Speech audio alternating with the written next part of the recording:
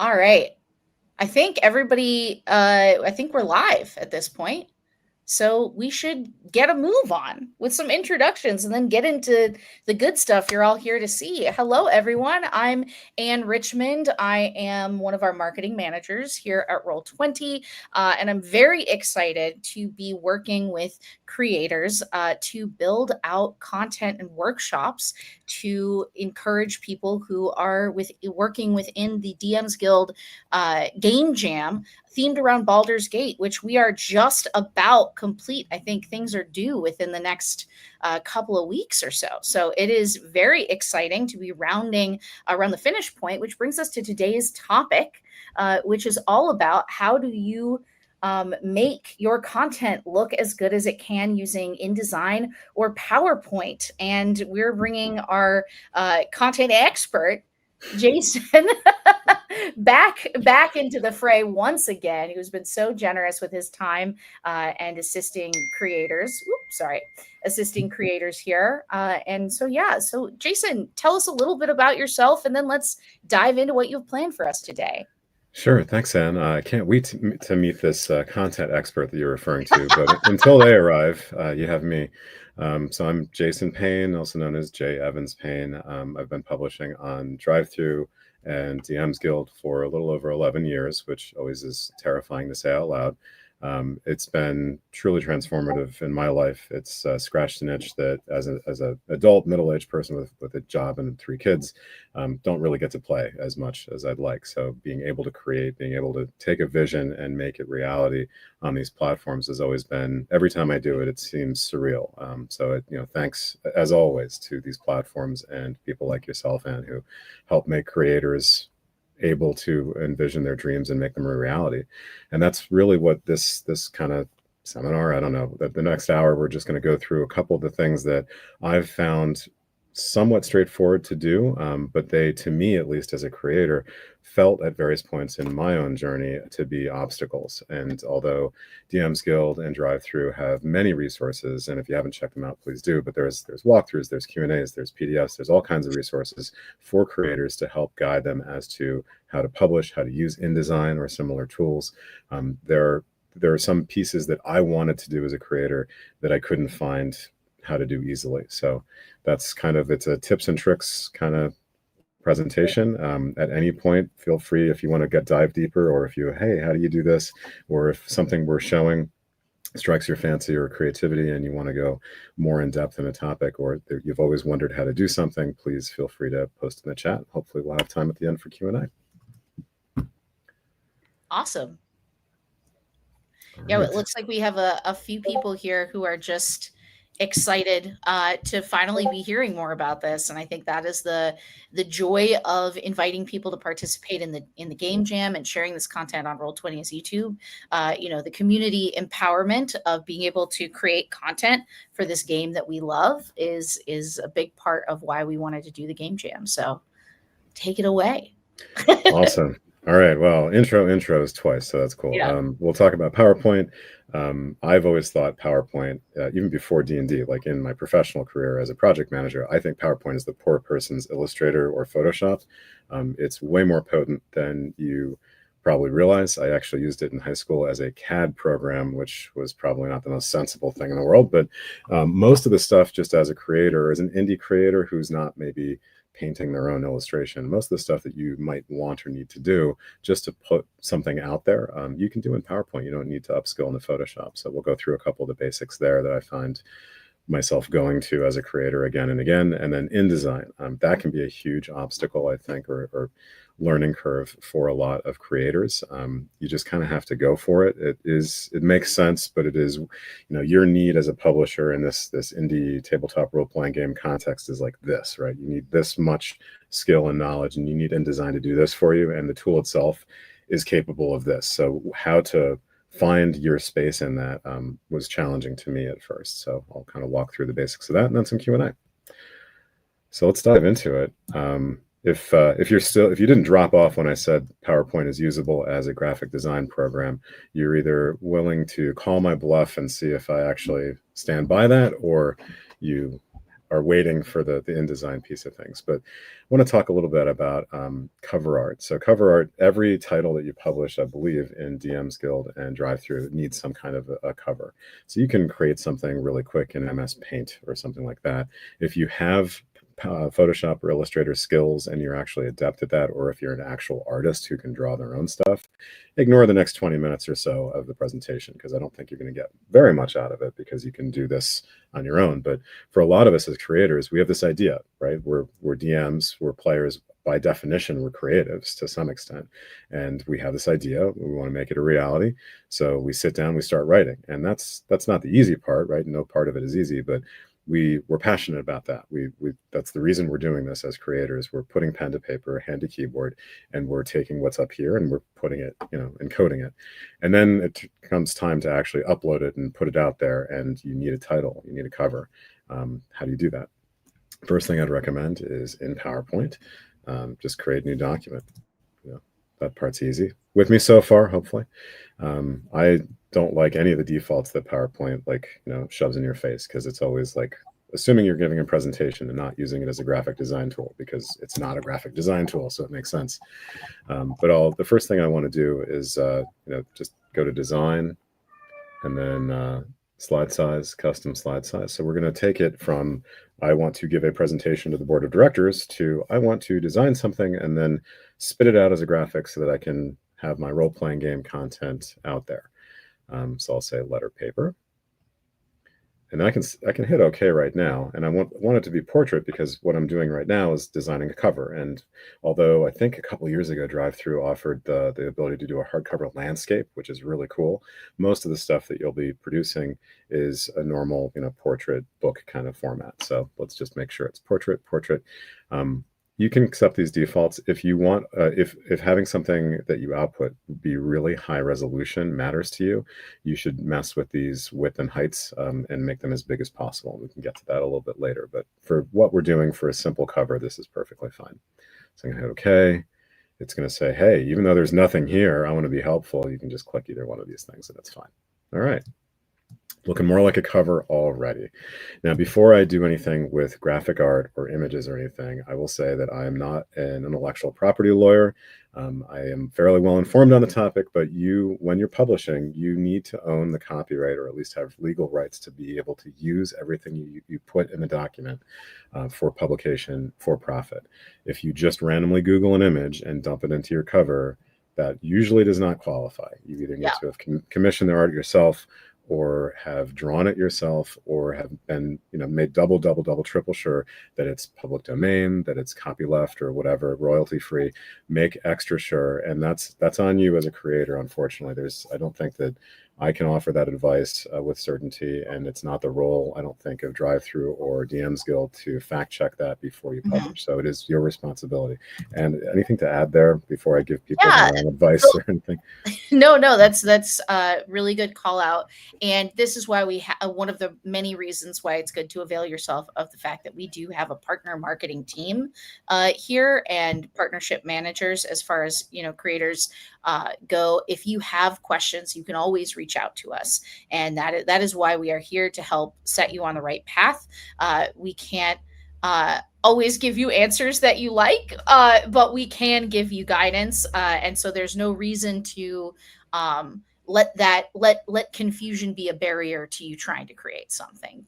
Use that resource. And we've had several office hours with different with Jack from our partner marketing team to answer those questions live. But that is always available to you. You can always shoot us an email and get those answers, so you can keep doing the fun stuff.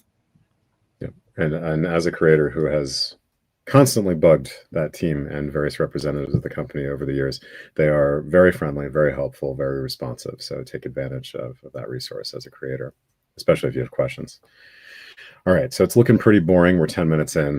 We got to have something more than just a blank white page. So let's insert a picture. The first thing I always do when I'm creating a cover is I insert the background first. Something that looks nice. It fits the theme. I have the luxury as an established creator of having commissioned a whole bunch of pieces of art. So I'm going to cheat and just use one of those. I'll actually use the background that I'm currently using in my background because I'm in my daughter's room and JoJo Siwa's on the wall back there. So I have this like goth castle thing behind me instead. So I'm just going to insert that. And okay, hit print and done, right? Well, not quite. We kind of got to crop it around. So if you're a graphic design expert or a Photoshop or Illustrator expert, this is boring, but this is not exactly what we need. And you can make it bigger, but that's still not what we need. And we can make it bigger still. Okay, that's looking a little bit better. It fills the page, but it fills it too much. So we need to crop it down. So we'll crop it. And I like to make the image. There's different approaches here, right? There's no one best way to do it. But what I like to do is get it in there, get the background image in there, make it as big as it possibly needs to be in terms of the smallest dimension, then crop it down. And as you crop in PowerPoint, you'll see that like you can, as you go across back to where the actual page is, you can see that delineation. So I'm not gonna worry too much about what part of the image I'm seeing. I just want to get the physical image sized correctly. And this is a cover, so we want it to be the entirety of the cover. Okay, looking good. Now I can, if I just stop, that's pretty good. That's the right aspect ratio, size, all that good stuff. But there's more interesting stuff that I might want to play around with here. So let's go back into crop.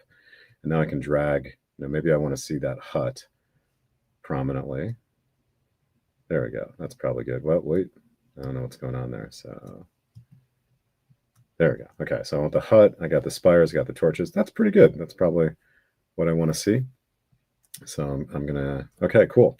So I could hit print right now or be done with it, and that's perfectly fine. But I want to, label it. What's the name of my creation? So I'll insert text box, just draw something out, and give me a cool sounding title. Like not to put you on the spot, but you want to give me some title of some, let's say an adventure, a module that I'm working on. Sure. Let's have it be Denizens of Baldur's Gate. I don't know. Perfect. I'm a genius right out the gate. I'm a part of this. Denizens of Baldur's Gate. Hey, I want to buy it. It's Baldur's Gate. I'll buy anything Baldur's Gate at this point. So I'll center it, and you can, from here, it's really a matter of your personal preference, but I'm going to do a couple things that seem pretty obvious as a starting point. We'll make it white. We'll probably expand it a little bit. I have found the public domain equivalents of a lot of the fonts that have been used over the years for Dungeons and Dragons, so I'm going to make it look pretty old school there, going back to, I think, 2nd edition, if I'm not mistaken. That's pretty good. Maybe I want Baldur's Gate to be featured more prominently. It is Baldur's Gate Game Jam after all. So I'm going to make that its own line and make that even bigger. Okay, and I can say Denizens of at the top. Okay, that's good. And where you put text, it really depends on the nature of the image. This works because most of the focus is on the castle and on the hut. So I wouldn't want to put it like in the middle or in the bottom, might compete attention-wise. So you can put it up there or with an extra black background. I'll just put it there. That's cool. Maybe I'll add like some kind of a quick effect. And here's where, like, most of the time, most people don't even care about any of this stuff in PowerPoint because it's just not relevant to most of the time you use PowerPoint. So text effects, I like a glow. If you're familiar with my works under Infinium Game Studios, you know that I love the text glow. It's an easy way to make it look like a lightsaber. Every single word. Always be branding. Always be branding. All right, so that's pretty good. And you can add stuff like little logos and stuff. And if you're publishing on DMsGuild, you can put the DMsGuild logo down there. Matter of fact, I believe you have to. I think that's part of it. But I don't want to consume the rest of the hour just on this image. I also want to start writing this book that Anne suggested. So let me make that a little bit bigger because I'm anal retentive and make that a little bit. All right, that's not bad for 5 minutes work. One of the things that we should also point out just before we move on to the innards of the book is keep it simple. Like, a lot of people think that filling the page, this is like also my worst offense by me. Thank you so much. I work so hard. But filling the page with things, I think is is a mistake sometimes. And I make that mistake with graphic design all the time. Be simple. Imagine looking at it as a thumbnail as people are scrolling through their options. So make it stand out. And that means keeping it really simple and really focused on what you want people to see. So the idea of, your name is important, but make Baldur's Gate stand out, because that and whatever art you have are going to be the most gripping things that people see. I'm going to, of course, try to show how not to do it. Yeah. Here we go. That's awesome. That's really cool. That's too much, right? And one great thing with PowerPoint is that you have this thing on the left here that kind of allows you to see what the thumbnail is going to look like. And if that's not compelling to you as a customer, if you're coming across that in DMsGuild, other people won't like it either. That's way better, right? Yeah. And we do have a question about fonts. What font are you using, and what font is recommended or necessary? That's an hour-long discussion on fonts, because I tend to be a bit of a font wonk. Right now, this is Corinna, I'm not sure how to pronounce it. There's a whole bunch of, if you Google for, again, onus is on you to know that you own the copyright for, or the ability to use for profit, the various fonts involved. But there's a whole bunch of them. I have many fonts. Probably too many. And then I wonder why PowerPoint is a little slow. That's probably why. So it really depends on the theming. If you're doing something for Halloween, you might want something like that. I have a list. I actually have an Excel sheet of all the fonts I've installed, so that I know that when I go to publish something, I'm doing a legal job of it, because that's top of mind for me. I don't want to, nobody wants to get caught, pursuing their passion and then owing some lawyer money. But you play around with it. If you're looking at reproducing what is kind of the look and feel of 5th edition D&D for DMsGuild, I believe there are resources on DMsGuild, right, Anne, that kind of spell out, here are the free versions of these fonts and that kind of thing. So definitely make use of that. Just search DMsGuild for that. If you're looking for a certain theme or feel, hey, this book was published and I really like what was on the cover, you can try to Google for it, check if it's legal. But there's a great article. I can't link to it because I don't have the time right now, but there's a great, maybe afterwards I can put in the comments of this video once it's saved. But there's a great resource that walks through every edition of Dungeons and Dragons and every font that is used for every concept. So like the headings are like this and the cover is like this. It's really, really neat. That draws a lot of inspiration for me, because I've been playing for more years than I'd care to admit, and just seeing the font in a certain way takes you back. So does that dodge the question sufficiently? I think you've done a pretty good job. Cool. All right, so let's get to the print. So we have this, it's great, but it's in PowerPoint. We can't really make use of that. A couple different ways to do this. If all of this is a little caveat, if all the boundaries of the stuff you've put on here fit within the boundaries of the page, then you can select everything, Control A, right click, and say Save as Picture. It really is this easy. You don't have to export it, you don't have to print a PDF or anything like that. I'm going to say Denizens of Baldur's Gate cover. There we go. Awesome. Boom. That's it. And we're going to use that later when we talk about making covers in InDesign. All right, so that's for covers. For one of the, if you're familiar with my work, again, always be branding, you know that one of my terrible flaws as a creator, is having PowerPoint that crashes. Cool. Anyway, one of my flaws is that I really like badges, little teeny icons that kind of denote something about the content that you're creating. I really enjoy badges because, as I said, or maybe I've mentioned, I'm no artist. I cannot draw whatsoever, but I do like pictures, and I feel that in pictures, colors convey a certain meaning. It's a shorthand to draw the user's or the reader's attention. So don't go crazy like I do. I'm trying to be better at it, but you can see this is kind of my workbench at how I create. If you've read my stuff, a lot of these are familiar to you. Like this is the flex crawl icon, and this is a good example actually. If I had this vision in mind of like pieces of an adventure, components of an adventure fitting together to make like the world that you play the game in. And I tried to find images out there. I thought about commissioning it, but then I'm like, you know what, I can probably put this together. I have a good mental image.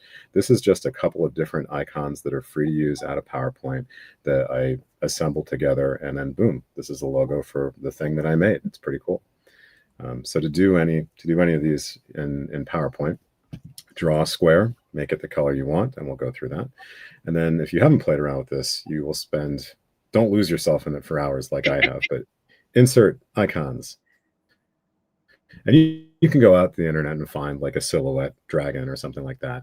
But PowerPoint has a ton of icons, thousands and thousands, and you can search for them.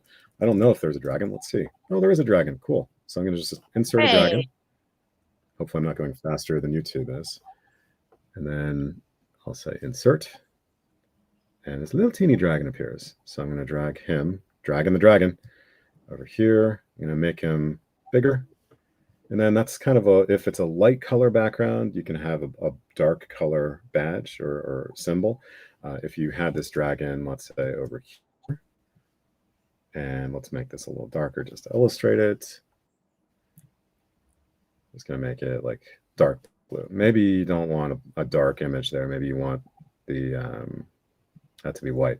So what the advantage of inserting an icon in PowerPoint, A, royalty free, it's right there. B, you can search for it. So it's real easy. If you have a concept in mind, like puzzle piece or a dragon or a monster, you can search for it. You don't have to scroll through a billion things. And then C, you can recolor it just that easily, just like it was any other shape you drew in PowerPoint. So again, and one thing that I'll say is if it's off by a pixel, I'm going to notice it. So I like to select the icon and the background, and I'll do arrange, align, center. Oh, great. Okay, I did a good job there. And then align the middle. There we go. I was a little bit off there. Thank God I did that. All right. And as before, I'm sorry, go ahead. Sorry. We did have two other things about this, the cover. One is don't forget to add the DMsGuild logo to your cover when you're out there doing that. And two, we had a question from somebody asking if you prefer to or recommend putting words directly over the picture or placing the font in InDesign. And I think that's up to whether you're using PowerPoint to do this or InDesign to do it. Right now we're in sort of the PowerPoint portion of the presentation, but if you have anything to add, Jason. No, agreed. I mean, a lot of these are just personal preference. The way I work is I do the text in PowerPoint, because in addition to let's think about how you're going to use this, right? Number one, you're going to put it into InDesign if you're using InDesign to produce the PDF or the hard copy, and it's going to be the front page. So from that perspective, you can just put the text in InDesign, especially if you're more comfortable with that. But when you're setting up your title in DMsGuild or DriveThru, it'll also prompt you for an image file, not the front page of your PDF or anything like that, but an image file that will be that thumbnail that Anne was describing. And I have a need kind of visually for that to be the same. Like what's on the front of my book when you open the PDF after you've bought it should match what the preview is. Otherwise, you might have a disconnect. So if you do that all in PowerPoint, then that's that same image that I just saved. I just open up that image and then edit it down to, I think it's 1200 pixels wide for the thumbnail that you have to submit when you're adding a title, and then save that as like the listing preview or the listing cover. And it's the same one. It's guaranteed to be the same thing then. Yeah. But it's a good question. And I think there's a lot of templates that I've used and played around with for DMsGuild that have more of a compound layout for that title in InDesign. Again, no, I'm not judging. It's if you're more comfortable with one approach versus the other. But good call. All right. So same as before. Once you have the icon how you want, I'm going to right-click, select like both pieces, not just the background, and then save as picture. I'm going to say dragon badge, and that's it. Okay. Exporting the image, I want to leave time at the end for questions, but the last thing I'll talk about is spines. If you're doing for me, the thing that got me into life as a creator for DMsGuild and DriveThru is the notion. I'm a huge collector of hardcover RPG books. I have let's say too many, maybe 2 times too many, maybe 5 times too many. So when the notion of like me writing something and then holding a physical hardcover book in my hands, it's still really awesome. So I have another workbench where I produce the spines, because the cover, when you, let me switch over to InDesign real quick. To make a PDF, all you do is need to upload a PDF. But to make a hardcover book or a softcover book, you need a full layout of what that wrapper on the cover of the book is going to look like. And to do that, one of the things you need is the spine. Now, as the one person said, you can lay it out in InDesign, but I like to have a cohesive image representing that spine. I won't go through all the pieces here, but it's a black rectangle, and then you can do whatever kind of badging you want to make it look good on your bookshelf. I have kind of my own thing, but the major piece that you have to keep in mind is the aspect ratios. Like if you have an 840-page book, like I tend to do, it's going to look more like a square than a rectangle. And if you're going to do a reasonable, rational, sane length book of like 32 to 64 pages, it's going to look a little more like this. So you need to format it and shape it, maybe tweak the font down so it doesn't like bleed there. Let me just see if I can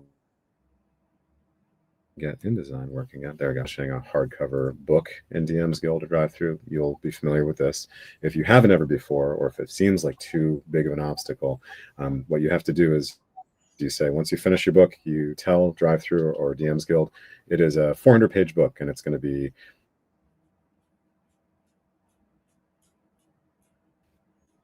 letter size, A4 size, whatever, and go. And it gives you this cool starting point. And the one for the spine, inserting an image, making the cover here, typing text on the back, that's straightforward. The thing that is not, I find, straightforward is that ratio. And here's one of my most recent books, Flexstyle Campaign Generator. It is like 4 sales away from being platinum. So please, people on the phone, go out and buy it. It's on sale in a bundle right now for Halloween. But anyway, always be selling, right? So to make sure that you can do the spine easily, just draw something, doesn't matter what, an image, and then make sure that you resize it to the size of what the spine's space is going to be. You can zoom in and see where the boundaries are, but the important thing is to get it that size. Then you take a look at the width and the height of what you've just drawn. So it's almost exactly 11 inches, and it's about whatever that is. You need to use that information and that ratio between the height of it and the width of it in order to get to, and I always screw this up because I only do this once every couple of months when I finish a book, but you have to take and somebody with greater math skills than myself can probably figure this out quicker, but you take oh my goodness, 10.999, let's say times 0.7494. There we go, 8.2. So the height of this is 8 times bigger than the width of this is the important thing. So now, you didn't think this was going to be a math lesson, did you? This is pretty cool, right? When you go back to the PowerPoint, if I can, I'm going to take this black rectangle that's in the background. I'm going to shape format, and I'm going to make it the height I'm not going to change, but that width has to be that same ratio, right? So I'm going to take my calculator, I'm going to paste in that ratio, and I think it's going to be the height 53.33 inches divided by that. Yeah, 6.4 inches. Maybe that's right. Let's put that in. There we go. So that's type of rectangle should look. Say again, I'm sorry. That calculates your spine. Yes. Like the size, yeah. Exactly. So now I can export that spine image and then embed it here, and then it looks like it should. We did have a question about, do you need to be a gold creator on DMsGuild to make print on demand? And yes, you do need to be a gold creator. So this is for those of you who are new, this is not a part of your process that you need to worry about specifically for the Games Jam, but because this will live on in perpetuity, it's good to have a little bit of a how-to for people who might be watching this in in the future. And yes, someone asked, will this lecture be viewable in the archives? Yes, it will remain here on Roll20's YouTube channel for you to refer to. Awesome. Yeah. All right, so that's a good segue from PowerPoint to InDesign. Before we leave the realms of PowerPoint, any questions or things we want to spend more time in? So I have a question, Yeah. and my which other people might have the same one, but my question is, when you get to the pages and doing the layout inside of the book, is there a template that you prefer? Uh, do you try to emulate columns like they are in officially published Wizards material? How do you begin thinking about that within the realm of PowerPoint? So I get to cheat with that answer, Anne, I think, because if Mhm. I've been doing this for 11 years, I actually just open up the thing I most recently finished, delete everything, and start anew. Yeah. So I kind of have it all templated and worked out. Yeah. And I think it's a good question because that if you're new to InDesign, there's a couple of things to tackle, Yeah. right? In terms of skills, there's using the tool software that you probably have not had any other reason to touch. There's Mhm. using it to take your idea and codify it, and then there's the setup of like all these styles and everything. And once you have some like once you learn how to use the Yeah. app, everything else is easier. And once you have your style set up, everything is pretty straightforward. Yeah. But So, and it's sorry. oh, sorry. Go ahead. I didn't mean to interrupt. No, no, I think also it's kind of what your personal feeling is and aesthetic is, because I, again, love it or hate it, I have my own visual style with producing these books, which has a lot of icons and everything and pictures, and that works for me. I like the 2-column, like full letter size kind of format. A lot of Yeah. the indie stuff is that smaller, what is it, A5 kind of Mhm. format from Europe, which is great. I love holding that size book in my hands. But if you're familiar with my work, you realize that I could never ever fit what I Can't do it. write in this little teeny book. There's no way. I need like legal size paper. Well, so, and to that end, just for people who are curious about templates, there are lots of creators who have made templates that are either free or for sale on DMsGuild. So if you look up InDesign template on DMsGuild, it'll bring up options. There are a lot that are like under $10, so you can support another creator who's already done the legwork for you, and get started that way. If you For don't want to sure. start with nothing. And I would recommend buying more than you think you need to, because you might pull some ideas from this person and some ideas from this person and end up like basing your stuff on this template in the middle. So like if you're really going to do this and commit to making your vision a reality, a couple bucks here and there is not going to, it's a worthy investment. It's definitely worth it. And again, Anne's right that like everything that you as a creator are trying to do, chances are really good that somebody else has done it already, has solved that problem. So don't reinvent the wheel. Take advantage. Another reason to come over if you're in the game jam, and you want to join the group of creators who are doing this, many of them for the first time, and have great people like Jason and other more established creators coming in to give some feedback on their own process. Being on the DMsGuild Game Jam Discord channel on the Roll20 Drive Through RPG Discord is like a great way to do that. So we'll make sure that link goes into the information as well, so people can come on over. Good call. Yeah. So if I'm trying to scale what I want to talk about to the time we have. So if you're new to InDesign and trying to make life easier for yourself, there's a couple things that I definitely would recommend as essential. And I have an older computer, so I'm just gonna, well, if you have an older computer, view, display performance, fast display is definitely the way to go.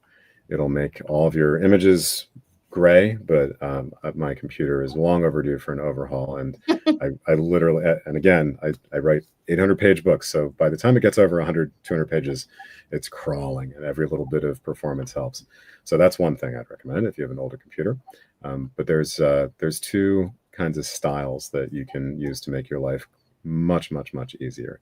One is paragraph styles, and one is character styles.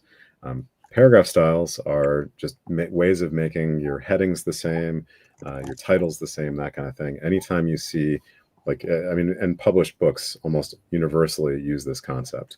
It saves time. It allows you to say, you know what, this is taking up too much space. The feedback I got, it just, once it's in front of me, it looks too big. It doesn't need to be 16 points high. It can be 12 points high. Well, if you don't use styles, you have to go back to every single heading and manually change, and that's terrifying. So what you can do is use styles. So we're going to take a look at the styles. Again, I got to cheat because I've already set this up. Let's take a look here. Paragraph styles. All right. So these are the styles that I actually, if you've read my stuff and are curious about how I make it, this is like a neat behind the scenes look. But I have all kinds of headings, and each of them, you can have different styles for different aesthetics. So if you write something for DMsGuild, you might use one set of things with the 5th edition kind of feel. 5th edition tends to be a lot of white space, a lot of like crisp, clean headings. There's not all these crazy like colors on the page like I have here.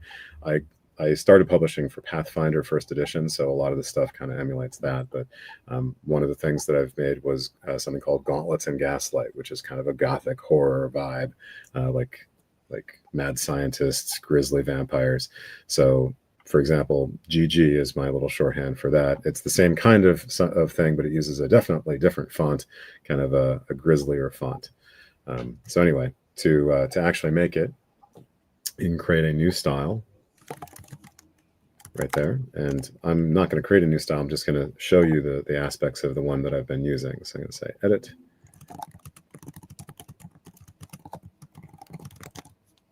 And InDesign is going to crash. No. Editing one style. Come on. Listen, at least we're not working for InDesign here. We can't take responsibility for their crashes. All right, style name, pretty straightforward. If you're when I just talked about the Gauntlets and Gaslight gothic horror thing, when I made that, I based an existing style so that I can keep everything the same except for the font and the color. Done. So if you once you start to create stuff and you want to make things just a little bit better, a little bit different, you can do variations. Next style is what is going to happen once you type in the word summary in this case and hit enter. What style the next paragraph is automatically going to default to. So for example, usually it's just like, okay, go back to a normal paragraph, but sometimes you want to have like a header go into a subheader, something like that. So you can give that. I'm not going to cover all this because InDesign, again, able to do this, you need it to do this. Let's focus on what you actually care about. Basic character formats are pretty straightforward. What's the font? What's the size? What I would recommend, you can manually tweak all this stuff. As you do, if you're making changes to an existing style or you want to try it out, mark this preview button. It's going to go a little bit more slowly as you make changes, but as you change things, you'll see on screen behind this dialog box, all the things change. So for example, I just joked about it not being 16 point, maybe 12 point. So let's see what that looks like. No, that's going to be huge. 1000 point is going to be, maybe that'll break it.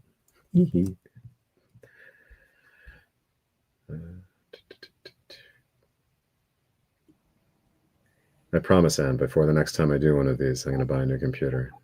This is painful. There we go. So you can see already that as I change things, it's going to make them slightly, bigger, smaller. And the more times you've used this already in your document, the slower it's going to be.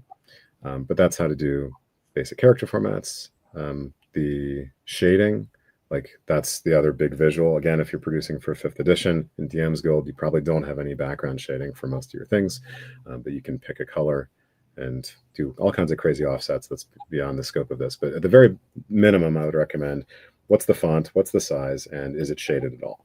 You can be done at that point.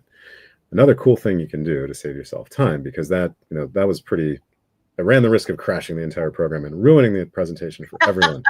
So one of the things you can do is, if you're a visual person like myself and you want to see what it looks like and say, okay, well, I don't know, that just looks wrong. I don't know why, but it looks wrong. So I'm just going to play with it in place. I'm not going to redefine the style. I'm just going to say, okay, smaller, and maybe less room afterwards just for that, and maybe less room before, and maybe a different font, maybe that Corinna from the PowerPoint presentation. That looked pretty cool. Let me pick that. And there we go. So it's going to change it. There we go. That actually looks far worse objectively, in my opinion. But let's say that's what I was going for. When I've made these changes to this particular heading, not to the definition of the style, and you can see that Mhm. from heading 3 F tag, but it has a plus. Plus means you've done something with this particular instance of the heading. If you click onto considerations, for example, I didn't touch that, so there's no plus there. It's just the style. So if you go back to summary and say, you know what, that's exactly what I was going for. I want every instance of heading 3 F tag to look like this. Mhm. Right click the heading 3 F tag and say redefine style.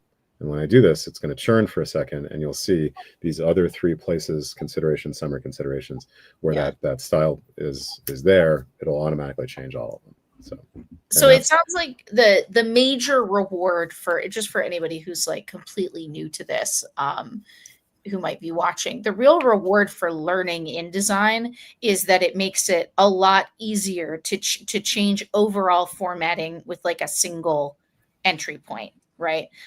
And that takes, if you haven't ever attempted a layout of anything, that takes a lot of time.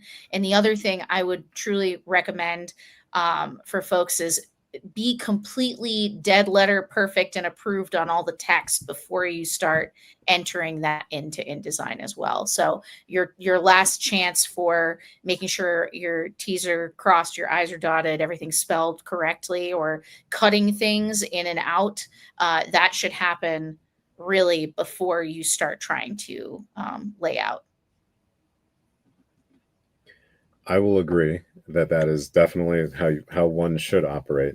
I actually do all of my writing in InDesign. Like I don't write in Oh wow. Word or something else. Like I live and breathe my entire like side hustle career In in InDesign because I'm a one person shop. It's not like I have my buddy Yeah, writing stuff and then I have to approve it and edit putting it. it, yeah, And again, if you've read my stuff, you know that I don't have an editor. No, yeah, it's just not yep. there. I could use one. But yeah, that's a good point that like there for most people there is a creating stuff, there's an idea, there's creating stuff and outlining, and there's writing it, and then there's laying it out here. And those should generally be different things. You might even have different people working on those different things. All right.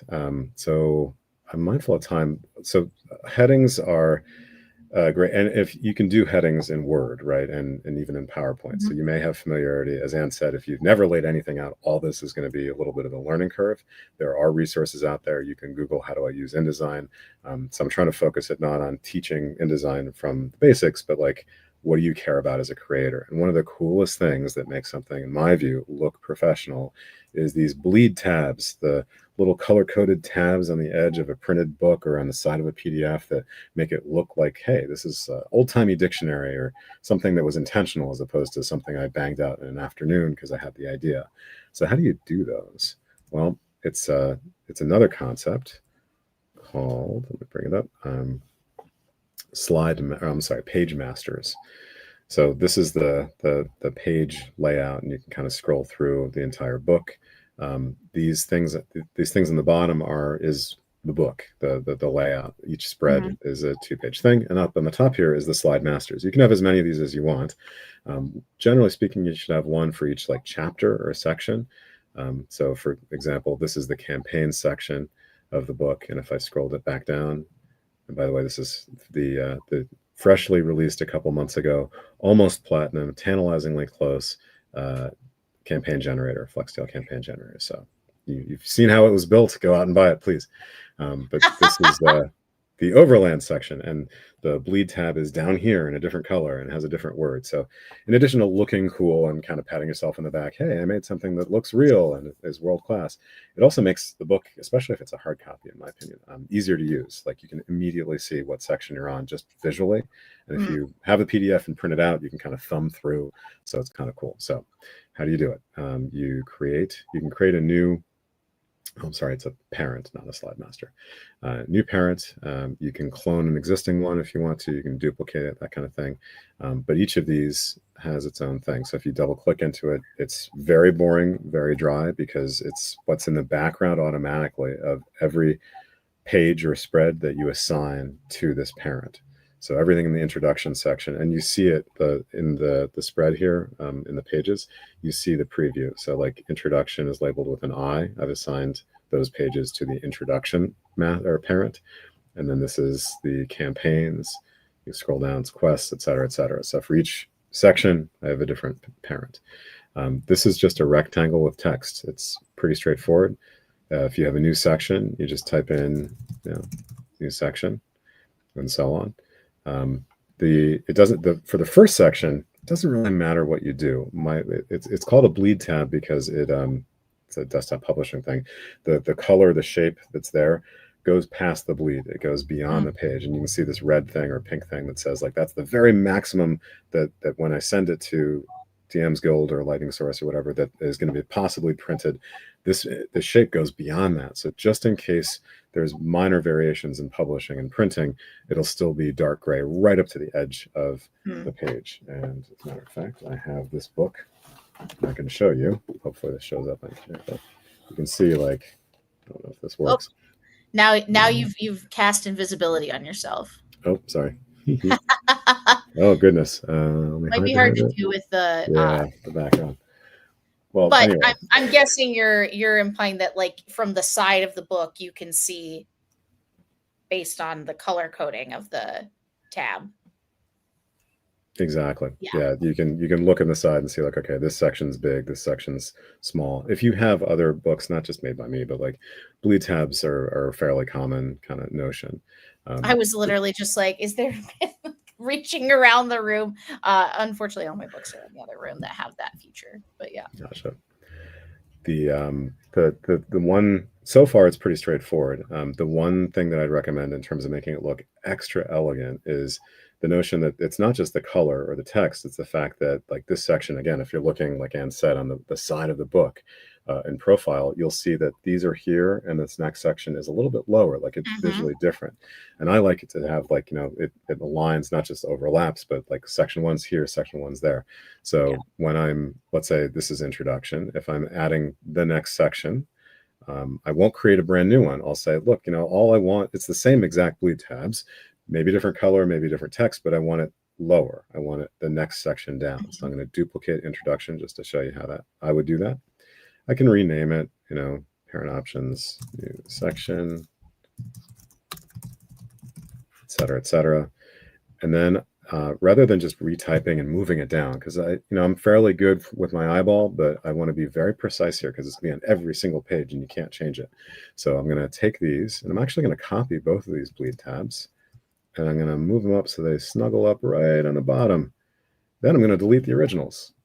This way, I know for sure that this new section visually on the side of the book is going to be right next to, like no gap, the previous section. And then I can change it however I want. Let me pause there. Any questions? Let's see. I don't see any. I don't see any new ones, so I think we can keep rolling on. Cool.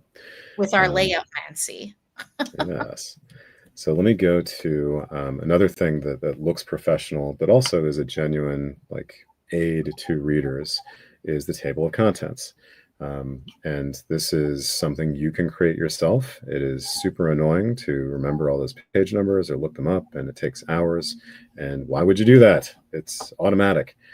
For the table of contents, another reason that the headings, that those paragraph styles that we spent so much time on, another really potent aspect of those is that that's what InDesign can use. And if you use Word, it's the same concept, to automatically generate this. So if I've made a whole bunch of changes, all I have to do is say layout, update table of contents, and boom, it scrapes through and updates the page numbers, updates the headings. If I added 5 sections, they're here. I spend literally 5 seconds every time. That's awesome. That I need to redo the table of contents. It's awesome. Genuinely. So cool. And as with the styles, though, the first time you do a table of contents, it can be a little annoying. And I'll spend a couple of seconds with each of these on screen so that if you're really going through afterwards and you want to copy down exactly what's here, you'll have it on screen. You hit pause and say, okay, it's this, because I had to Google the heck out of this to get to comfort level. I probably spent a week or two getting the table of contents like style to the point where now I don't have to think about it. It is that easy. So this is pretty complicated. and intimidating in my view. But the table of contents is just it's a set of definitions. It says, okay, well, you have dozens of styles or paragraph styles. What do you want me to pay attention to? Do you want this table of contents to be 5 pages long? Probably not. So in this styles and table of contents section in the middle, it says include paragraph styles on the left and other styles on the right. Other styles is everything that you've defined, and I've defined way too much. I should clean that up. Include paragraph styles is what do you want actually to show up in the table of contents? What should I, InDesign, look for to include the text, include the page numbers, that kind of thing? And usually that's pretty straightforward. It's just one or two. Again, I take the same old document and clear it out and use the same new one. So this is overblown and needs to be cleaned up. Like in this document, there's no gauntlets and gaslight stuff, so I could probably remove that. Same thing here. You can have, I have something called section heading, which is each chapter, and then heading 1, and then that's pretty much it. It's just those 2 levels, and you can see just looking at the table of contents, it's just 2 levels. So that's all you need to do, just kind of move them around. And as you are playing around with it, you can say more options, and here's where it becomes really annoying. To get this cool thing where it's the indent, the name of the section or the style, and then the dot, and then the page number, you got to do all this crazy stuff. So for each of these things that you've moved into the table of contents, you have to say, okay, page number after entry, between entry and number. I don't know why it's this way, but it's this like $Y. That's just what you have to put in. I did it 10 years ago, and I don't remember why it's $Y or what that means. But if you don't have it there, it doesn't work right. So do that. And then the style of like this is this dot leader style. I'll go to that in a second. But this defines what's going to happen between the name of the paragraph and the page number. You can also create a table of contents that's in alphabetical order, which is pretty cool, and I've done that in a couple of my books. So you can go ahead. Sorry. I did want to ask, because we are coming into our just under 8 minutes remaining.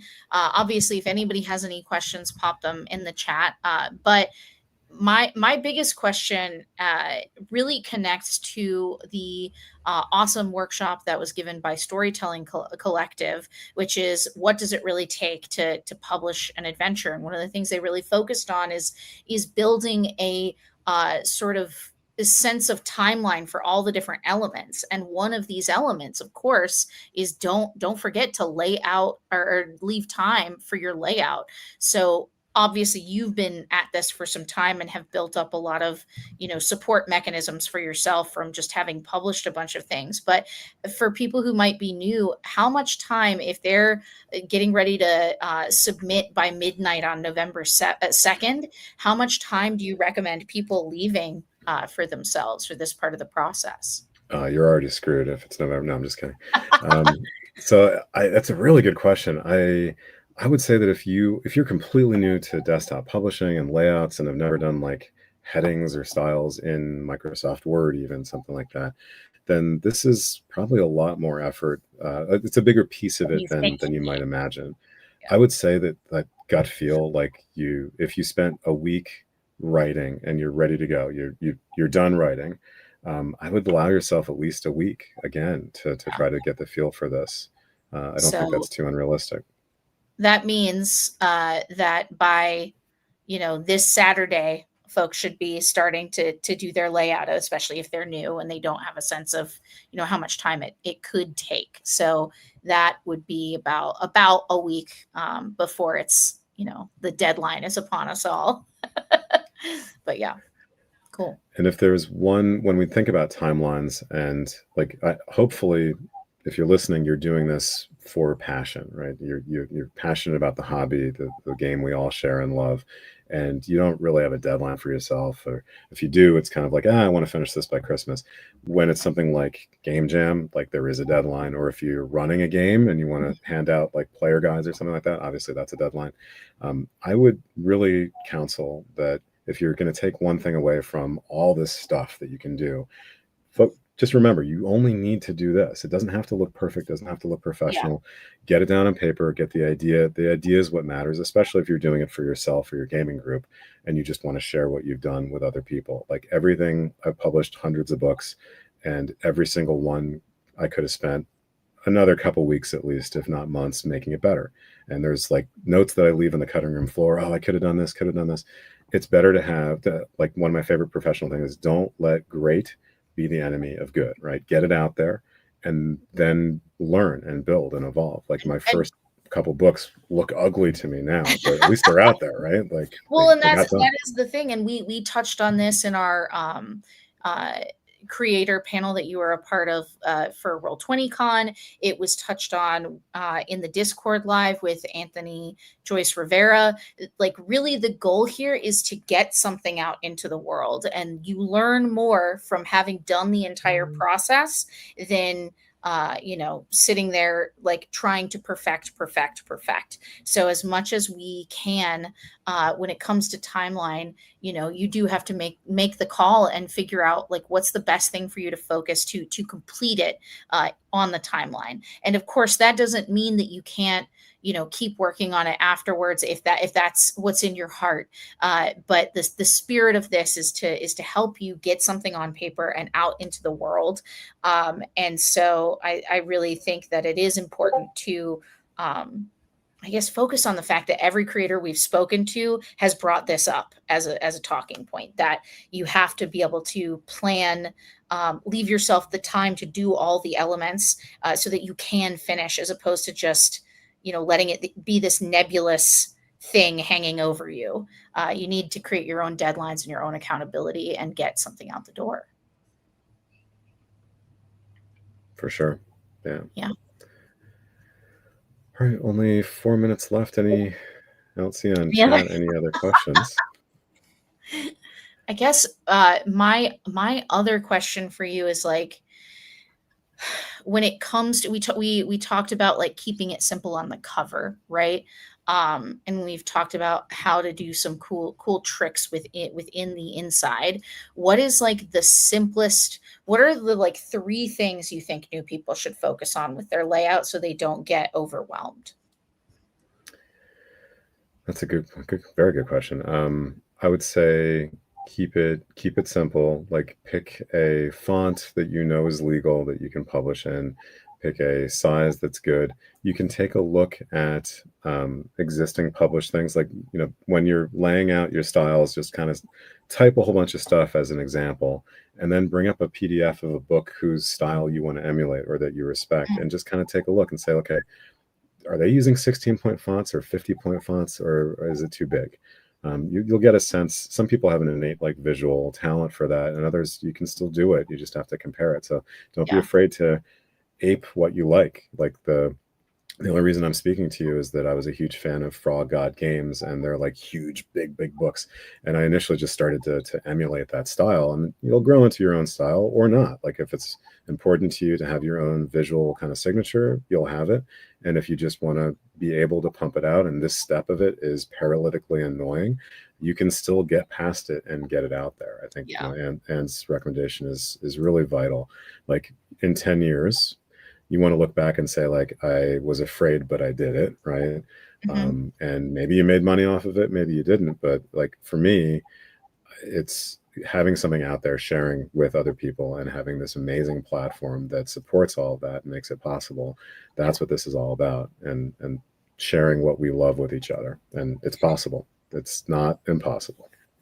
We have our last question that I definitely want to get to, which is, if I am not doing an adventure per se, and I'm looking to create more of an immersive supplement, then what would that pace, like I guess for project management and layout, look like? Is there anything that you can think of to speak to Yeah, that? I mean, it really depends on the size of what you're going for. I think the smallest book I've done was probably Mystery of Brushgather Farm, which was still like a couple dozen pages.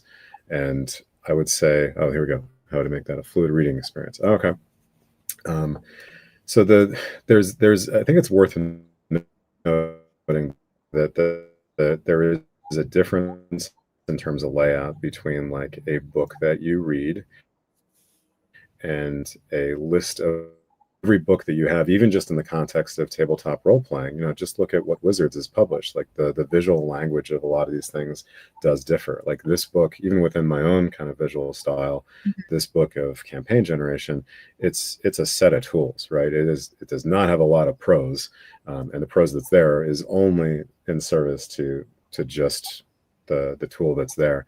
So of course its visual signature is much different. If you're looking for an immersive, fluid reading experience that plays more like a novel that you interact with, that kind of thing, I'm actually running a one shot for Halloween for my daughter's 13th birthday. She's wanted to get into this forever, in a couple weeks, and we picked up Murder at the Old Wolf, and can't recommend it enough. It's PG. You can make it PG-13 if you want to, but that to me reads more like a novel. It's like an Agatha Christie book combined with a screenplay, combined with a like kind of a Clue board game instruction manual, and it's perfect. Like the way it's mostly text. It is a couple of headings. Each page is meant to be read and absorbed, not just quickly referred to. That's really what you are looking for with that kind of book. I'm dodging the question, but in terms of making a fluid go ahead. Sorry.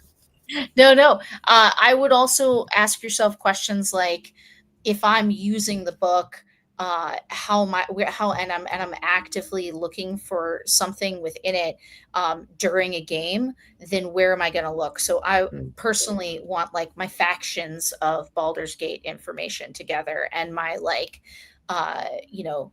Duke of Baldur's Gate and related seats of power, like nobility, like all of that information to be in one thing. So have a look at your different topics and then start to see where they connect, and also what's most exciting, push that to the front of the book, because that's going to keep people reading. That's my recommendation. For sure. And that's one of the reasons that I use those little icons or badges, because like I'm not artistic. I don't have $1 million to commission a whole bunch of art. Like Wizards has amazing art on each page, right? It's this rich visual experience. I can't do that. Like there's no way I'll ever be able to get to that point. And if I do, I'd rather spend the money on other stuff. So these little icons are some way, not just of avoiding the wall of text, but also calling stuff out. Like if you're quickly referring to something and you want an NPC, there's an icon that means NPC in my visual language. So if you're making it a fluid reading experience and it's meant to be read more like a book, you wouldn't have those things, right? It would just be a simple 2-column layout per page, or even 1 column if you want to make it really feel like a novel. Okay, there we go. Yep, you got it. But like, yeah, just again, like the easiest path to answering that question is take a look at a book that you have that is close to what you're going for and see how they do it. Don't reinvent the wheel. Just try to emulate it, and then riff on that as you evolve as a creator, but make it your own. But like start from what somebody else has done. It's the easiest way. This is just the first or the next step of hopefully getting better and understanding what you want to make, and in the case of this workshop, how you want it to look, right? So this is, don't let it overwhelm you. Figure out how you're going to get to the finish line this time, and then let that experience for yourself and the feedback that you receive from people who use your supplement help you sort of figure out what the next step is going to be for you. Yeah. And I think that's it. We're actually over time by like 3 minutes. So I don't want to go over, but thank you, Jason, so much. Is there anything that you want to say to folks before we wrap? No, I mean there's only a couple dozen people on it, but I hope that each and every one of you creates amazing stuff. And just bravery is not feeling fear. Bravery is feeling fear and doing it anyway. As I tell my 8-year-old son, he doesn't get it, but hopefully you do. You just get stuff done. I can't wait to read what you create.